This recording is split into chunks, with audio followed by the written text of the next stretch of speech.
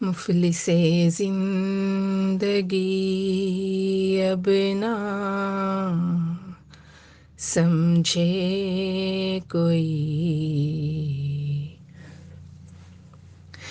مفلس زندگی اب نہ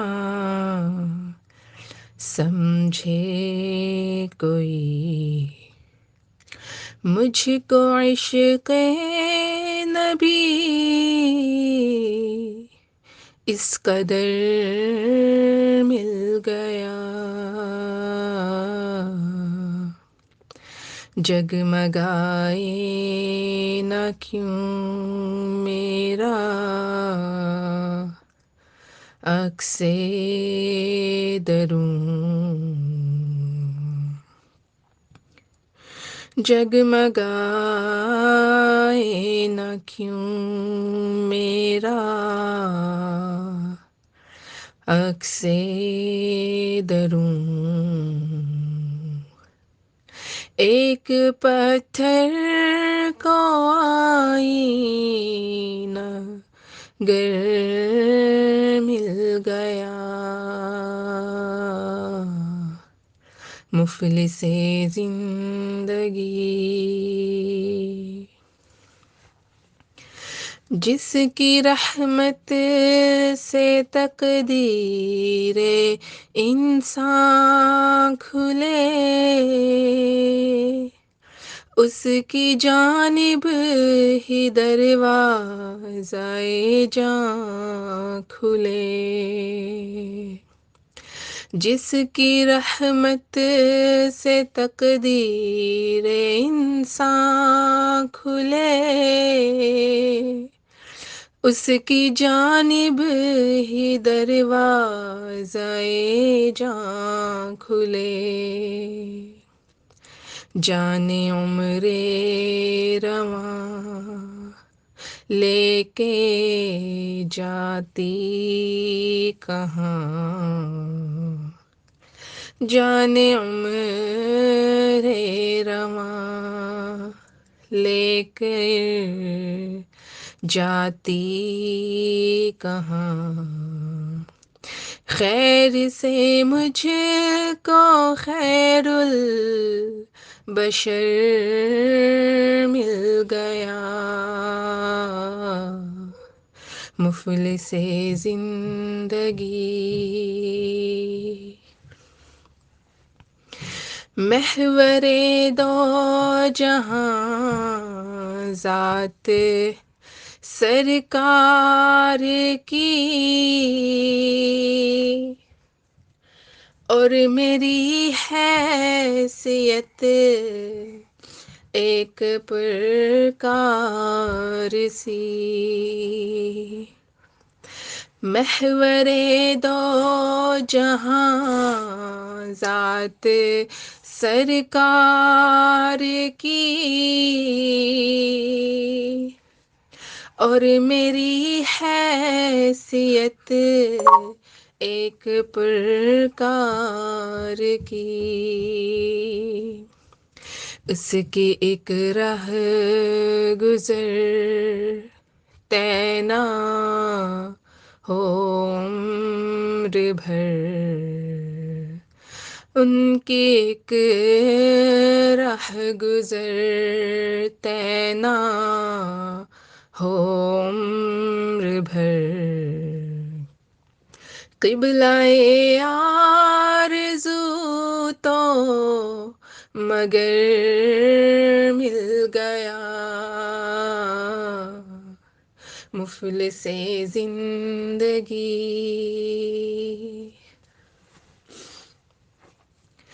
ان کی دیوانی ہوں، ان کی مجذوب ہوں،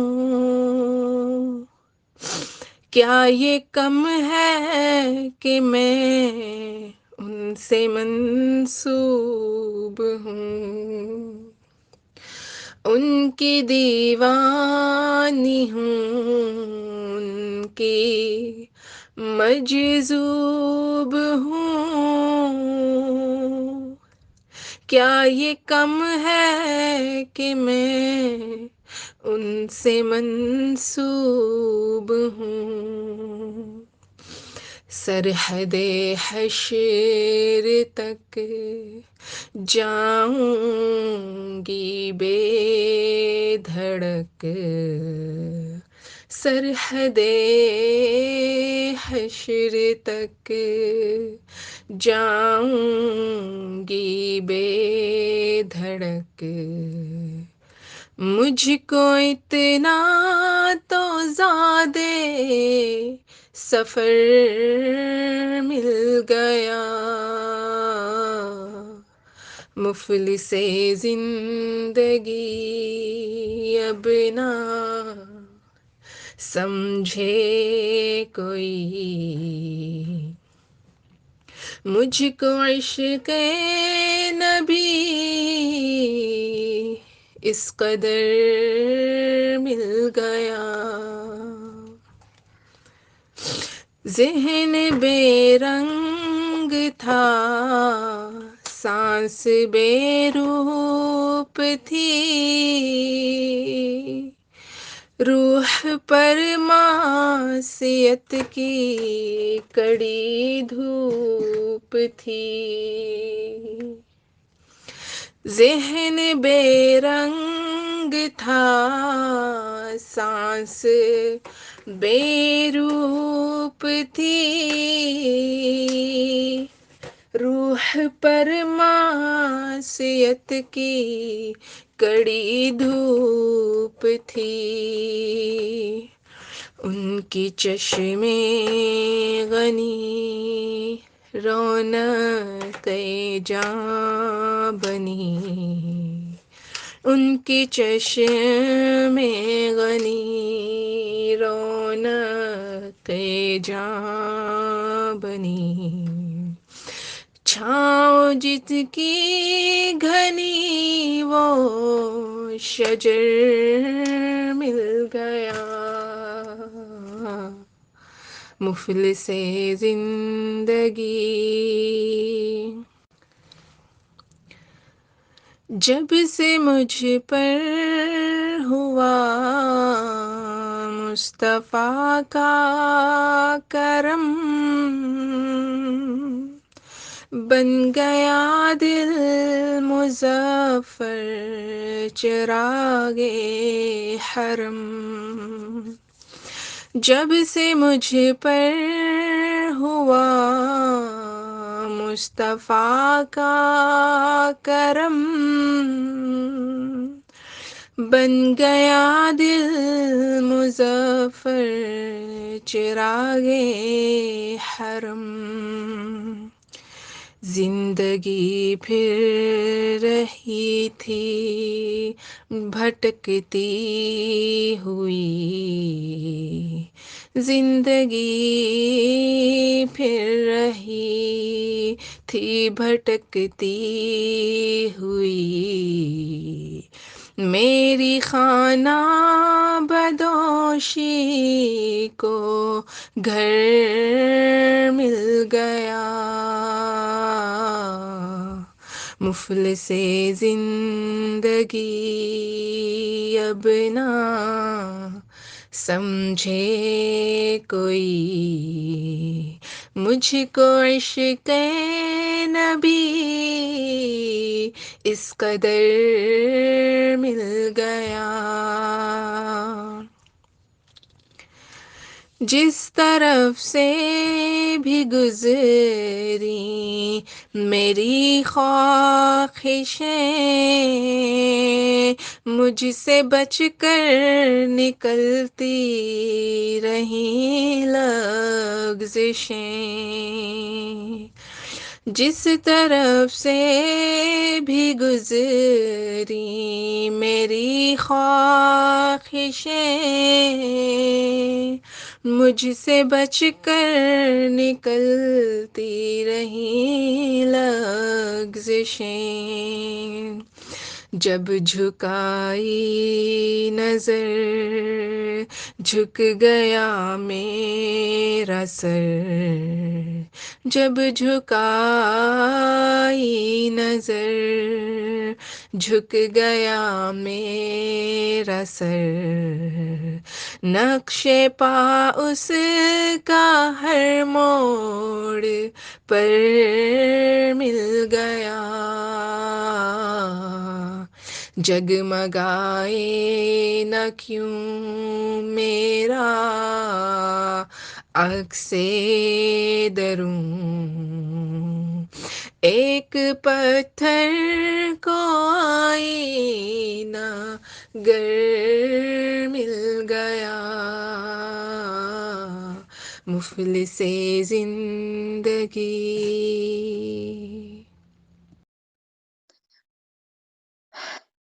السلام علیکم ورحمۃ اللہ وبرکاتہ۔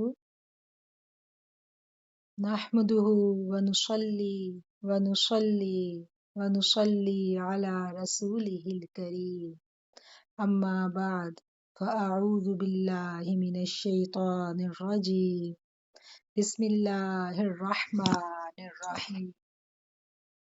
ابھی ایک بہن نے سورہ ملک کی تلاوت کی، ماشاءاللہ بہت بہت پیارا قرآن پڑھا انہوں نے۔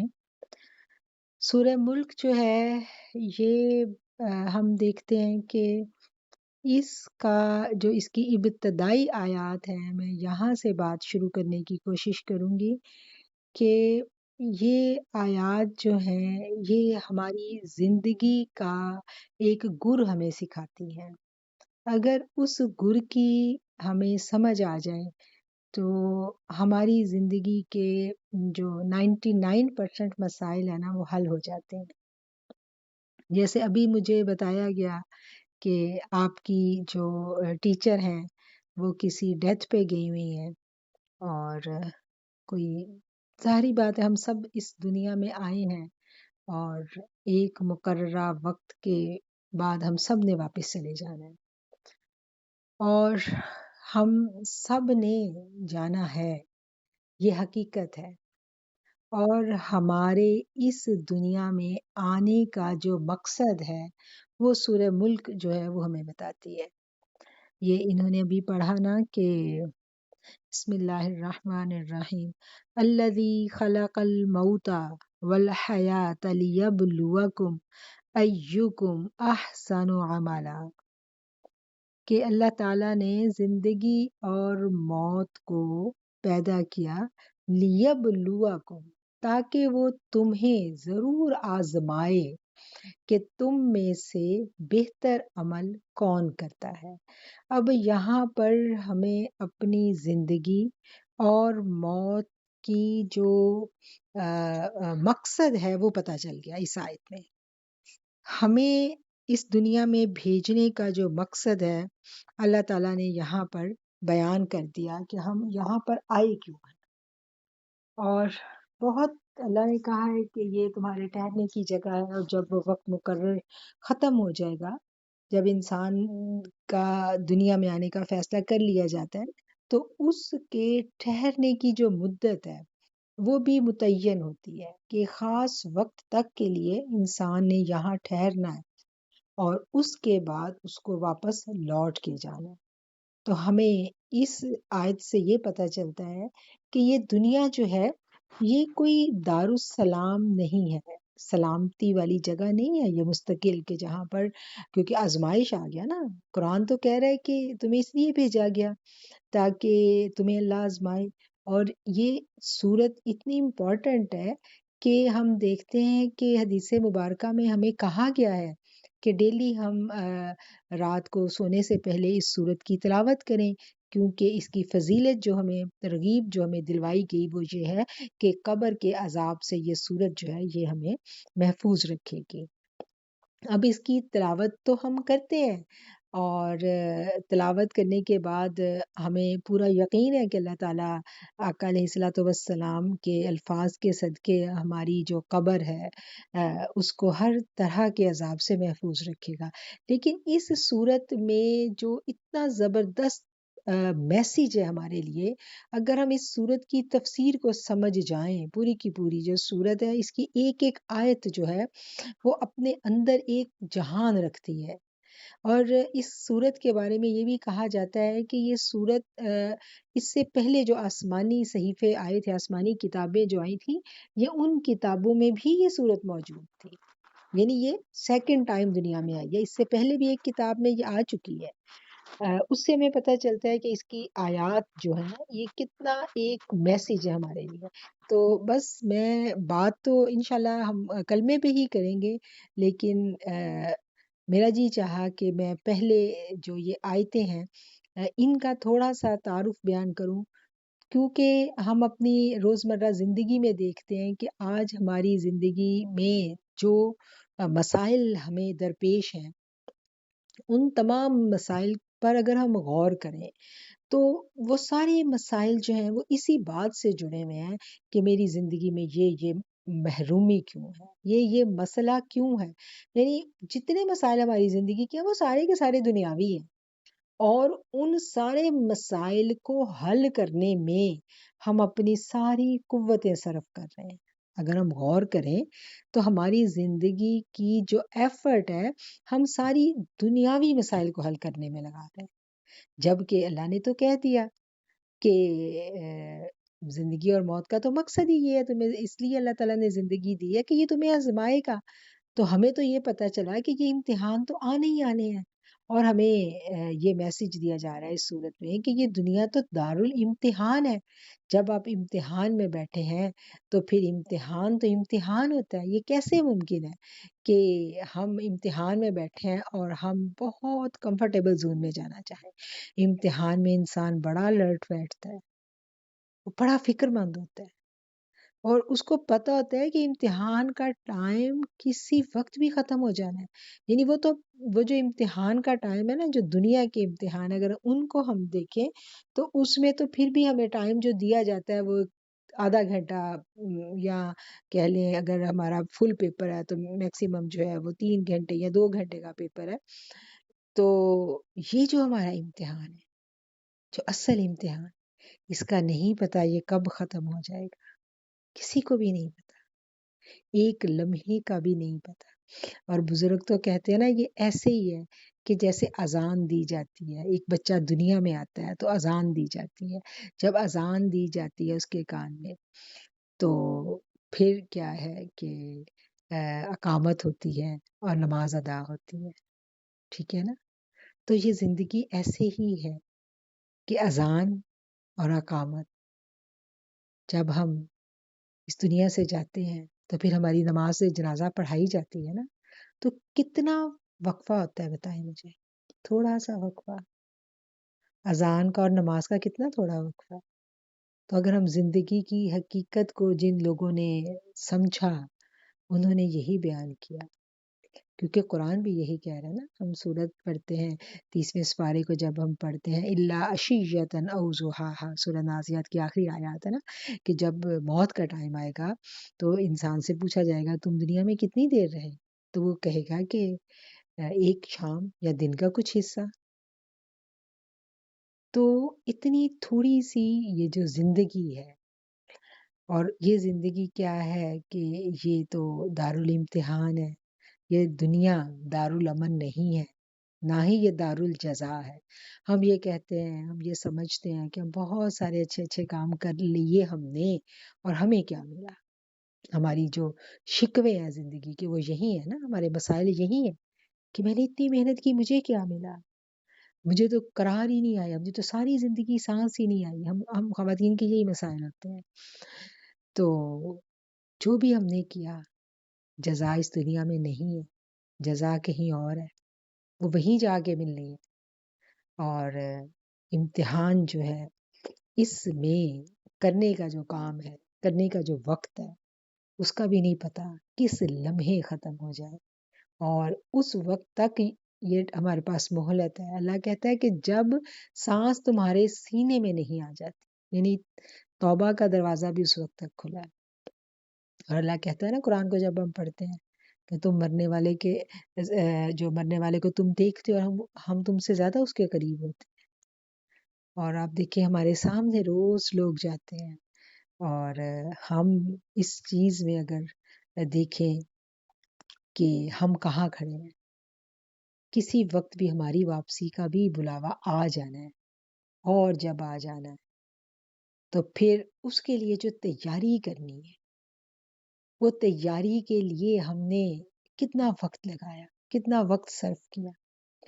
اور اللہ تعالیٰ قرآن ہی میں فرماتے ہیں نا، قل ان اللہ یضل من یشاء و یہدی الیہ من اناب، یہ کہہ دیجئے انہیں اللہ جس کو چاہتا ہے یضل من یشاء، اس کو گمراہ کر دیتا ہے، ویہدی، اور جس کو چاہتا ہے ہدایت دیتا ہے۔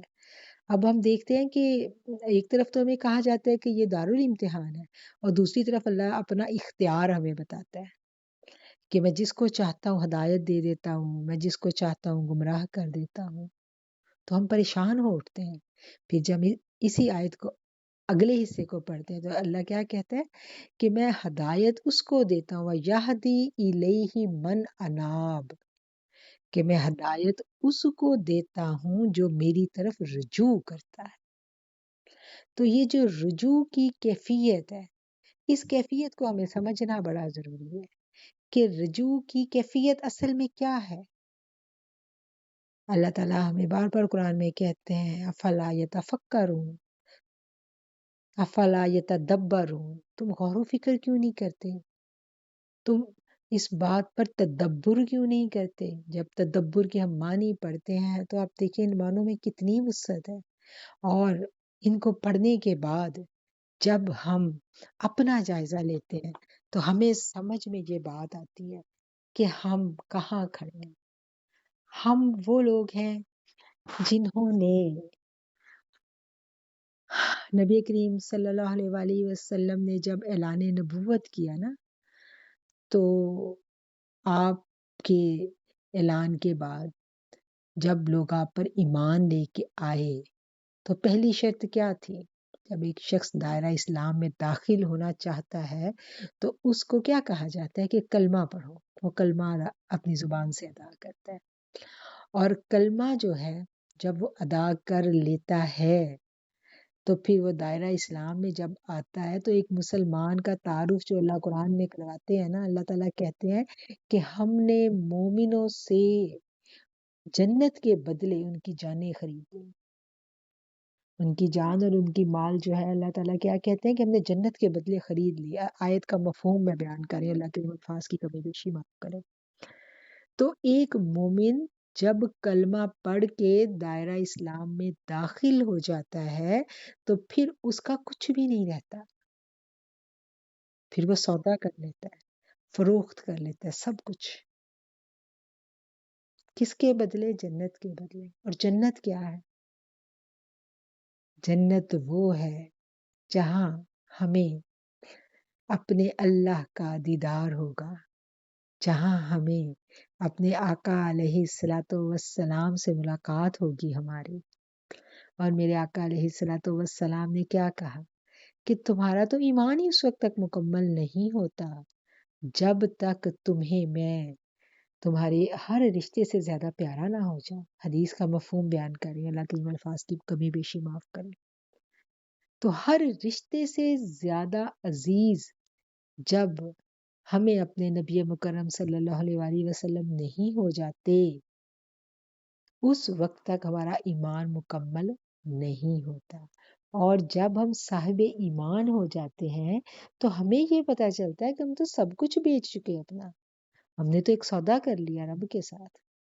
اور اس سودے میں ہم نے کیا کیا؟ اس سودے میں ہم نے اپنا سب کچھ بیچ دیا۔ ٹھیک ہے، دنیا میں کیا، دنیا میں ہم پہ کیا شرط آ رہی ہے؟ دنیا میں ہمیں یہ کہا جا رہا ہے کہ اولین محبت، اولین ترجیح جو ہے وہ آقا علیہ الصلوۃ والسلام کی ذات بابرکت ہے، اور عمل جو ہے وہ کیا ہے؟ وہ جو آپ نے کیا اتباع رسول صلی اللہ علیہ وآلہ وسلم۔ اور کلمہ کیا ہم نے پڑھا کہ کوئی نہیں ہے، کوئی بھی نہیں ہے، سب سے پہلے ابتدا نفی سے کروائی گئی۔ تو وہ نفی کس چیز کی نفی کروائی گئی؟ جب ہم اپنی ذات کو پہچانتے ہیں نا، تو پھر ہی ہم اپنے رب کو پہچانتے ہیں۔ حدیث کا مفہوم ہے نا کہ جس نے پہچانا اپنے نفس کو اس نے پہچانا اپنے رب کو۔ تو رب تک پہنچنے کے لیے سب سے پہلا جو سب سے پہلا جو مرحلہ ہمیں عبور کرنا ہوتا ہے وہ اپنی ذات کی آگہی ہوتی۔ جب تک ہم اپنی ذات کو نہیں پہچانتے اس وقت تک ہم اپنے رب کو نہیں پہچان سکتے۔ تو پہچان کا سفر جو ہے وہ کہاں سے شروع ہوتا ہے؟ وہ لا سے شروع ہوتا ہے کہ جب آقا علیہ الصلوۃ والسلام کلمہ لے کے آئے تو آپ نے کیا کہا؟ آپ نے کہا لا الہ، کوئی معبود نہیں ہے۔ کون تھا وہاں جس کی نفی کروائی گئی؟ اگر ہم سوچیں مکہ کی، ہم مکہ میں چلتے ہیں، مکہ میں بہت سارے بت پرست لوگ تھے، ٹھیک ہے؟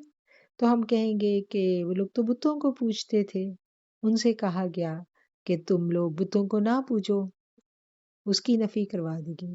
لیکن کلمہ تو رہتی دنیا تک ہے، کلمہ تو یہود و نصارہ کے لیے بھی تھا، وہ تو موحد تھے، ایک رب کو مانتے تھے نا، عیسائی بھی ایک رب کو مانتے ہیں، یہودی بھی ایک رب کو مانتے ہیں، ایک اللہ کے ماننے والے تھے نا، ان سے کس کی نفی کروائی جا رہی ہے؟ اور کلمہ تو اس کے لیے بھی ہے جو کسی خدا کو بھی نہیں مانتا۔ یہ کوئی پرانی زمانے کے لیے تو نہیں ہے، یہ تو آج بھی یہی قانون ہے، آج بھی یہی اصول ہے، اور قیامت تک یہی اصول رہے۔ پھر وہ کون ہے جو کل بھی تھا، جو آج بھی ہے، جو قیامت تک ہمارے ساتھ رہے گا؟ وہ کون ہے؟ وہی معبود امکنائی ہے جس کی نفی کروائی گئی، جو کسی لمحہ ہمیں تنہا نہیں چھوڑتا، وہ ہمارے ساتھ ہے، اسی کو ہم نے پہچاننا ہے۔ یہ جو ہم کہتے ہیں نا اپنی ذات کی آگہی حاصل کرنا، جس کے بارے میں کہا گیا نا کہ اپنے من میں ڈوب کے پا جا سراغ زندگی، ٹھیک ہے نا؟ تو اپنے من میں ڈوبنا جو ہے نا، یہ کیا ہے؟ یہ جو شاعر باتیں کر گئے، یہ جو احادیث میں ہمیں باتیں ملتی ہیں، انہی باتوں کو صوفیہ اکرام نے اپنے انداز میں بیان کیا، شعراء اکرام نے اپنے انداز میں بیان کیا، اور ہم نے کبھی سوچا ہی نہیں۔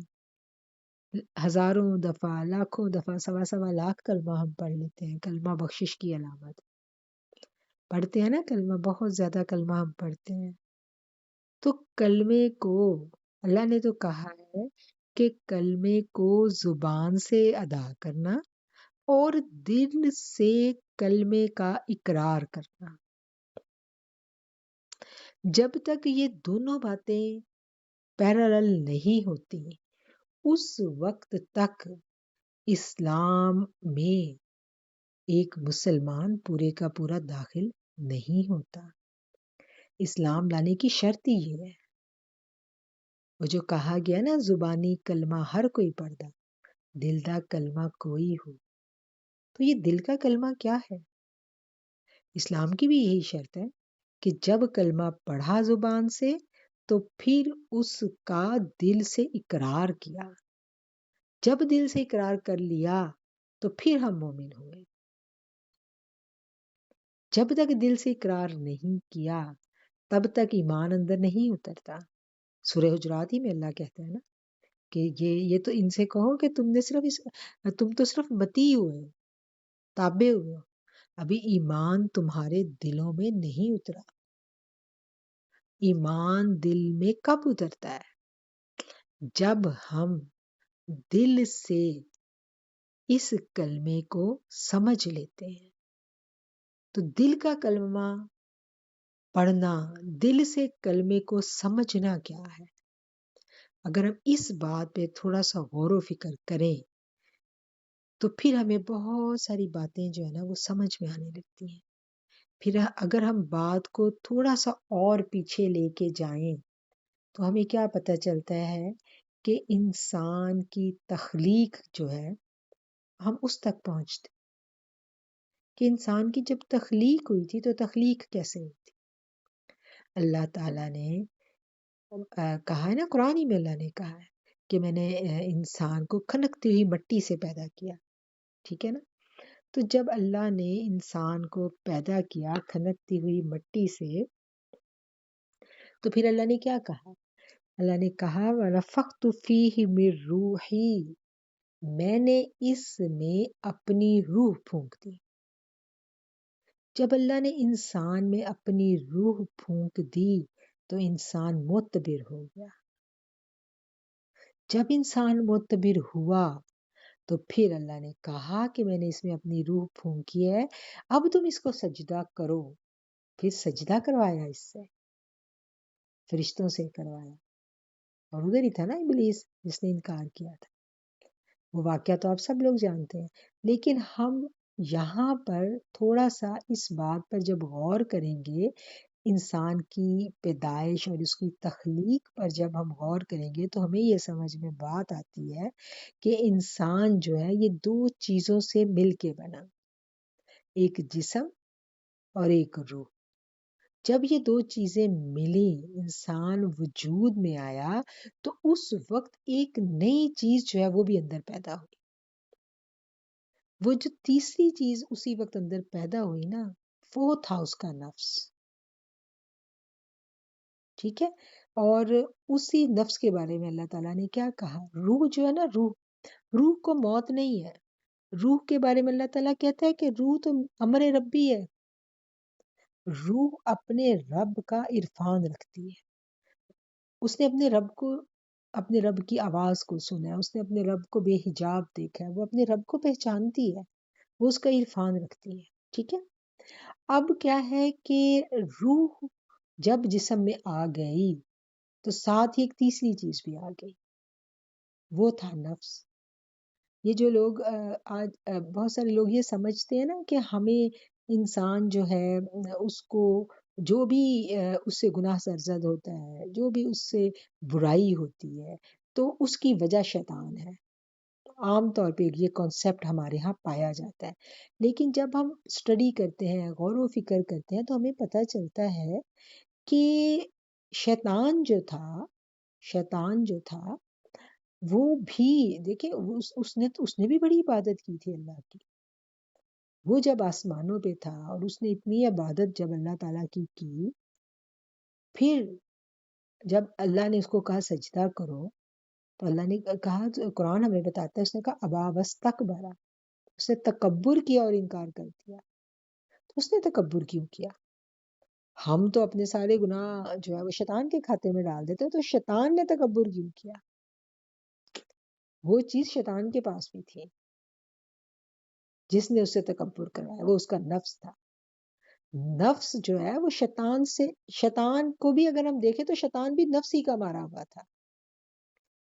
یہ جس کو اختیار دے دیا جاتا ہے، فرشتوں کے پاس نفس نہیں ہے، جنات کے پاس نفس ہے، ٹھیک ہے نا؟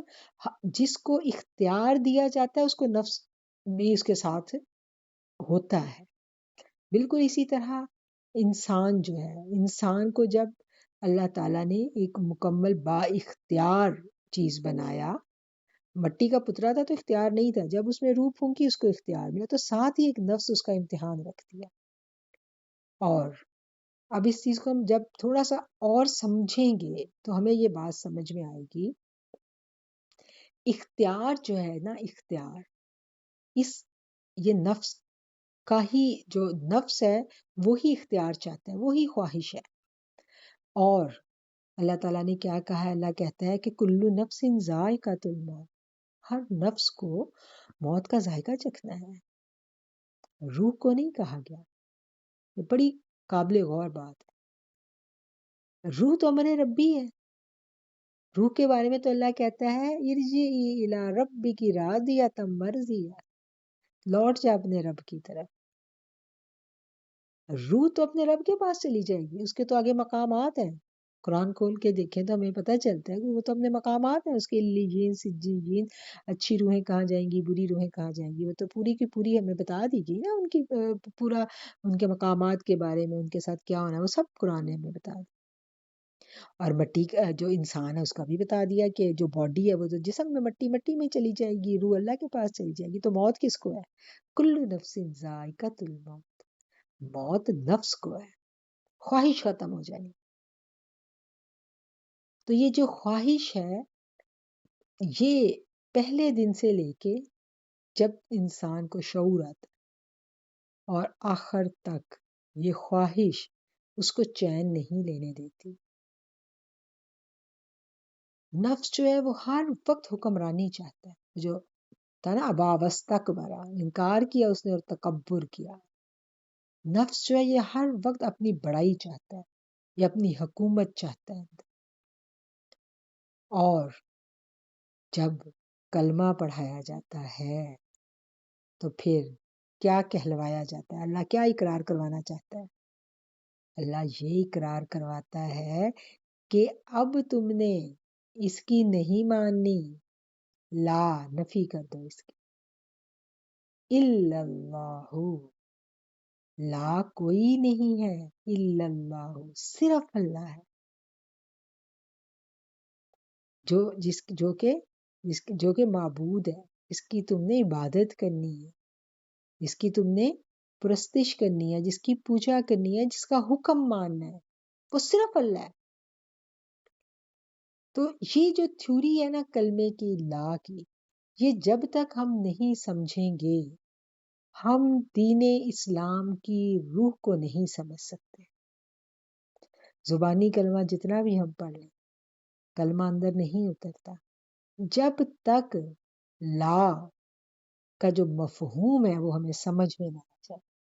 میں دیکھ رہی ہوں ٹائم 53 منٹس ہو گئے ہیں، اور مجھے بتائیں کہ ٹاپک تو یہ ابھی بہت کیا کہنا چاہیے، یہ بہت لمبا ٹاپک ہے۔ ہم اس کو اگر ٹائم ہے تو اس کو تھوڑا سا اور ٹائم دیں کہ ہم اس کو ختم کریں، مجھے بتا دیجیے، مجھے لگ رہا ہے کہ ٹائم ہمارا ہو گیا ہے۔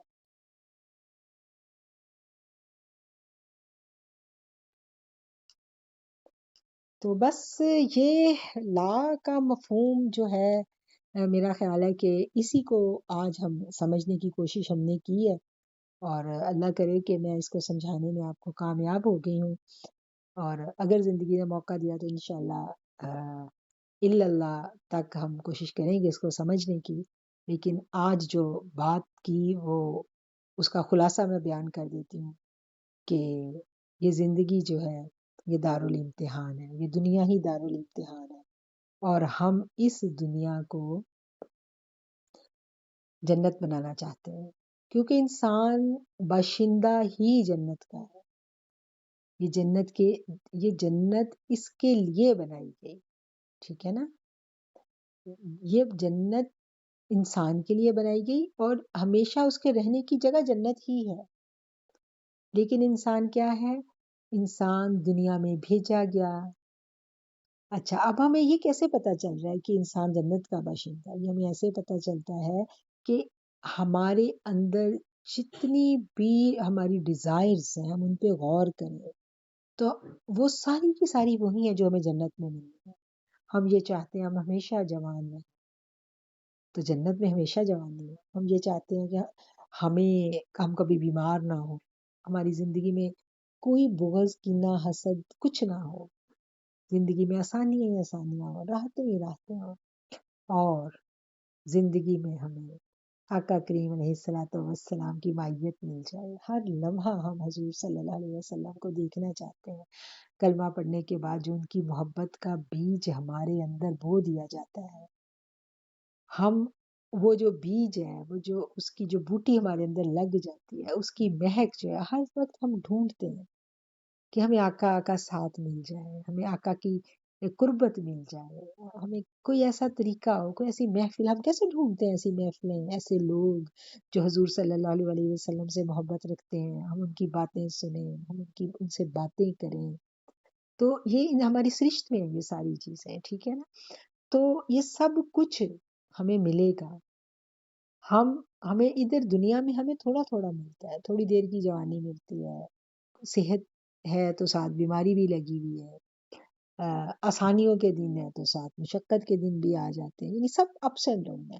اور ہماری جو دنیا میں انگزائٹی کی وجہ ہے وہ وجہ بھی یہی ہے۔ آپ دیکھیں کہ ہماری دنیا میں آنے کے بعد جو ہماری پریشانی ہے وہ یہی ہے کہ ہم یہ سب کچھ سٹیبل حالت میں چاہتے ہیں، اور ساری زندگی اسی چیز کو سٹیبل رکھنے میں ہم لگا دیتے ہیں، اپنی پوری انرجی لگا دیتے ہیں زندگی میں سہولتیں، آسانیاں پیدا کرنے کے لیے، کہ ہمیں سب کچھ مل جائے۔ اس کے لیے ہم پوری زندگی تگ و دو کرتے ہیں۔ جب ہم پوری زندگی تگ و دو کر کے سستانے بیٹھتے ہیں تو ہمیں پتہ چلتا ہے کہ اب تو وقت ہی ختم ہو گیا، اب تو جانے کا وقت آ گیا، تو ہم بھول جاتے ہیں اپنے اصل دیس کو۔ تو بات کو اگر ہم سمجھیں تو ہم باشندے کہیں اور کے ہیں، یہاں تو امتحان دینے آئے ہیں، اور یہ امتحان دینے کے لیے سلیبس بہت ضروری ہے۔ جب تک سلیبس ہمارے پاس نہیں ہوگا ہم تیاری نہیں کر سکیں گے، تو اس سلیبس پہ ہمیں ٹائم لگانے کی ضرورت ہے۔ بہت سارا ٹائم ہم نے ضائع کر دیا، اب ہمیں کوشش کرنی چاہیے کہ جو ٹائم بچا ہے ہم پوری قوت، پوری انرجی اور پورے خلوص نیت کے ساتھ ہم اس سلیبس کو جلدی جلدی سیکھ لیں، سمجھ لیں اور آخرت کی تیاری کر لیں۔ اتنی ضرور کر لیں کہ ہمیں پاسنگ مارکس مل جائیں، اتنی ضرور کر لیں کہ ہمیں انٹری مل جائے، اور اتنی ضرور کر لیں کہ موت کا وقت آئے تو اس وقت وہ جو خوفناک نقشہ کھینچا گیا ہے قرآن میں، حدیثوں میں، وہ وقت ہم پہ نہ آئے۔ بڑی خوفناک آیتیں، بڑی خوفناک وعیدیں ہیں کہ فرشتے کیسے ان کو ان کی پیٹھوں پہ مار رہے ہوں گے، بہت سخت الفاظ۔ تو اللہ نہ کرے، اللہ نہ کرے کہ ہم غفلت میں پڑ گئے۔ سورہ ملک میں ہی آتا ہے نا کہ جب دوزخ چنگاڑ رہی ہوگی، سارا نقشہ کھینچا گیا نا، اور جب دوزخ میں پھینکے جائیں گے لوگ تو دوزخ کا دروغہ ان سے پوچھے گا کہ کیا تمہارے پاس کوئی ڈرانے والا نہیں آیا؟ سورہ ملک ہی کے الفاظ ہیں۔ تو وہ کہیں گے آیا تھا، ڈرانے والا تو آیا تھا، لیکن کیا ہے کہ ہم نے اس کی بات ہی نہیں سنی۔ اور قرآن بھی کہتا ہے کہ ہدایت انہیں ملنی ہے جو رجوع کرتے ہیں۔ تو آج جتنی ہم نے گفتگو کی، اس گفتگو کے بعد ہمیں جو کرنے کے کام ہیں ان پہ ضرور غور کرنا چاہیے کہ کرنے کے کاموں میں ایک کام یہ ہے کہ ہم اپنی زندگی کا جائزہ لیں اور یہ سوچیں کہ ہم نے رجوع کیا، من اناب جو قرآن کا لفظ آیا ہے، تو اس پہ غور کریں کہ میں اس پہ کہاں کھڑی ہوں۔ بس جب یہ باتیں ہمیں سمجھ میں آنے لگتی ہیں تو پھر زندگی بدل جاتی ہے، سوچ ہی بدل جاتی ہے، پریورٹیز بدل جاتی ہیں، پھر بہت بھاگ لگ جاتی ہے، بڑی دوڑ لگ جاتی ہے۔ اور ان الفاظ کے ساتھ میں اپنی گفتگو کو سمیٹتی ہوں۔ جو کہا اللہ کریم اس کو سمجھنے سمجھانے کی اللہ تعالیٰ نے جو ہمیں توفیق دی، اس میں برکت ڈالے، ان لفظوں میں برکت ڈالے، اور کوئی الفاظ کی کمی پیشی کہیں رہ گئی تو میرا رب ہمیں معاف کر دے، اور ہمیں ہمت اور توفیق دے کہ ہم اپنی زندگیوں کو نبی کریم صلی اللہ علیہ وآلہ وسلم کے لائے ہوئے دین کے تابع کر دیں، کلمہ ہمارے اندر اتر جائے، ہم لا کے مفہوم کو صحیح معنوں میں سمجھ جائیں، اور پھر ہمیں یہ نہ کلک رہے کہ دل میں یہ دکھ نہ رہے کہ زبانی کلمہ ہر کوئی پڑھتا، ہم بھی دل کا کلمہ پڑھنے والوں میں اللہ ہمیں بھی شامل کر لے۔ وآخر الدعوانا ان الحمد للہ رب العالمین۔